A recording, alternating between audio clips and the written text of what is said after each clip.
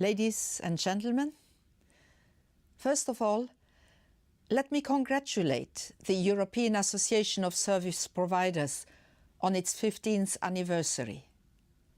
I wish to thank you for the important work done in representing the social and health services.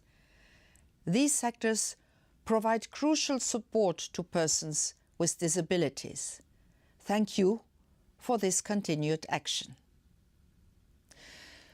Persons with disabilities should enjoy their rights, as set out in the UN Convention on the Rights for Persons with Disabilities and in the EU Charter for Fundamental Rights. Services play an important role in enabling persons with disabilities to lead an independent life, to integrate into social and occupational actions. Almost a year ago, on the 15th November 2010, I presented a new European disability strategy. The strategy aims at eliminating barriers and implementing the UN Convention on the Rights of Persons with Disability in Europe. I know that most of you are familiar with the hurdles that persons with disabilities face in their daily lives. So you know how important it is to put the strategy into practice and to implement the Convention. Services should provide a flexible range of resources for disabled people to address their needs and support them in living their lives as citizens with equal rights. In this way, services become effective instruments for creating an inclusive society. The European Disability Strategy sets the rights of persons with disability to benefit from social protection on an equal basis with others, as well as assistance and other enabling services. The strategy also assesses the adequacy and sustainability of social protection and support throughout the European Social Fund.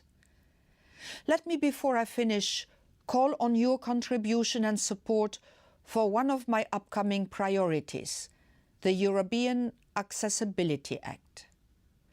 Accessibility means that people with disabilities, but also aging populations, have access to the physical environment, to transport, to information and communication, just like other citizens.